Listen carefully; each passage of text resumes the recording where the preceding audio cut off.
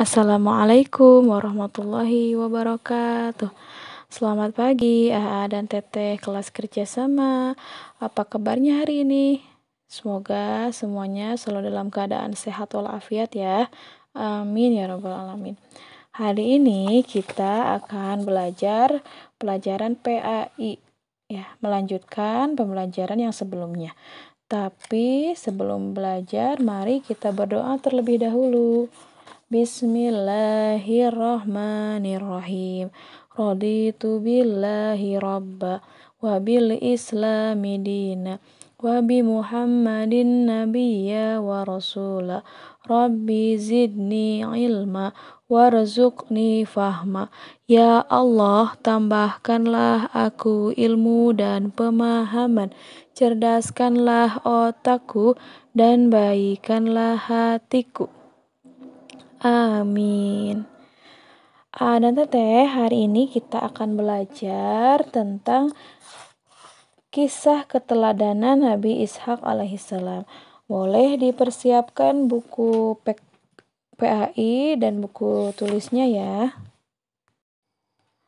Dan Teteh boleh membuka buku paket pada halaman 113. Kelahiran Nabi Ishak alaihissalam. Nabi Ishak adalah putra Nabi Ibrahim alaihissalam dengan istri pertamanya yaitu Siti Sarah. Nabi Ishak lahir sesudah kelahiran Nabi Ismail alaihissalam, putra Nabi Ibrahim alaihissalam dari istri keduanya yaitu Siti Hajar. Kata Ishak diambil dari bahasa Ibrani yang artinya tertawa. Hal ini berkaitan dengan sejarah kelahirannya yang membawa kebahagiaan bagi keluarganya. Kenapa bisa membawa kebahagiaan?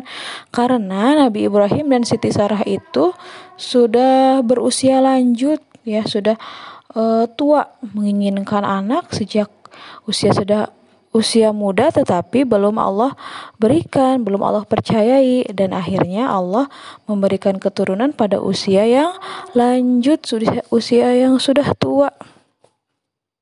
Hal ini yang menjadikan sejarah kenapa nama putra Nabi Ibrahim itu diberi nama Ishak alaihissalam yang artinya tertawa, karena nama ini mengandung arti bahwa kelahirannya membawa kebahagiaan.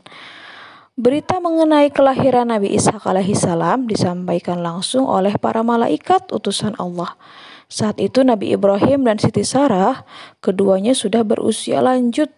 Mereka berdua sangat heran dengan kabar gembira tersebut.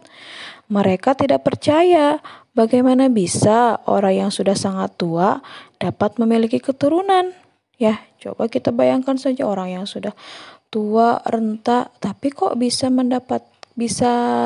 hamil, bisa melahirkan seorang anak. Itu adalah hal yang sangat tidak mungkin menurut kita manusia, tetapi hal itu tidak berarti menurut Allah, ya. Menurut Allah itu adalah hal yang wajar, hal yang bisa terjadi, hal yang mungkin terjadi. Nah, ini ada dalam Al-Quran ya, kisah ini dalam surah Hud ayat 71 sampai 73 yang artinya, dan istrinya berdiri, lalu dia tersenyum, maka kami sampaikan kepadanya kabar gembira tentang kelahiran Ishak, dan setelah Ishak lahir Yakub. Dia istrinya berkata, sungguh ajaib, mungkinkah aku akan melahirkan anak padahal aku sudah tua dan suamiku ini sudah sangat tua. Ini benar-benar sesuatu yang ajaib. Mereka, para malaikat berkata, mengapa engkau merasa heran tentang ketetapan Allah?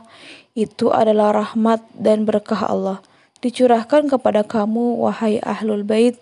Sesungguhnya Allah Maha Terpuji, Maha Pengasih.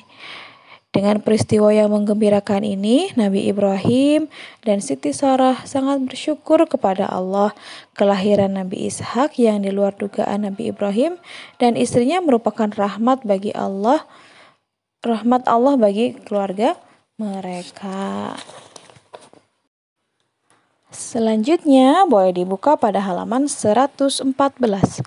Keturunan Nabi Ishak alaihissalam. Nabi Ishak alaihissalam mempunyai anak laki-laki bernama Yakub. Yakub alaihissalam yang menjadi nabi dan rasul. Nabi Yakub ini memperoleh pula keturunan yang banyak, di antaranya Nabi Yusuf alaihissalam yang juga menjadi nabi dan rasul Allah. Dari Nabi Ishak alaihissalam inilah yang menurunkan nabi-nabi dari Bani Israel yang terus kemudian sampai kepada Nabi Isa. Setelah Nabi Isa alaihissalam kemudian ditutup dengan nabi terakhir, yaitu Nabi Muhammad SAW dari keturunan Nabi Ismail alaihissalam. Sejak kecil Nabi Ishak alaihissalam selalu taat pada orang tuanya. Nabi Ishak tidak pernah membantah apalagi menyakiti hati orang tuanya. Nabi Ishak selalu menjalankan perintah Allah. Dengan ketaatannya itulah Allah menurunkan nabi dan rasul dari anak cucu Nabi Ishak alaihissalam. Ya, jadi Nabi Ishak itu sejak kecil selalu hormat kepada orang tuanya, tidak pernah yang namanya menyakiti atau membantah perintah orang tua. Nah, karena ketaatannya itu, ya, berkah dari ketaatannya kepada orang tua, maka Allah menjadikan keturunan-keturunan dari Nabi Ishak itu sebagai apa? Nabi dan rasul, ya. Nabi Ishak alaihissalam termasuk nabi yang dianugerahi kecerdasan. Ya, pasti seorang nabi itu selalu orang yang memiliki kecerdasan yang tinggi, ilmu yang tinggi, dan akhlak yang mulia. Nabi Ishak berdakwah di wilayah Palestina. Ia selalu menyeru dan membimbing umat manusia menuju jalan kebenaran yang diajarkan Allah Subhanahu wa Ta'ala. Kemudian Nabi Ishak alaihissalam wafat dalam usia 180 tahun dan dimakamkan di Jirun yang sekarang dinamakan kota Madinah. Nah, dari kisah Nabi Ishak alaihissalam ini kita belajar bahwa sesuatu yang tidak mungkin itu akan menjadi mungkin menurut Allah.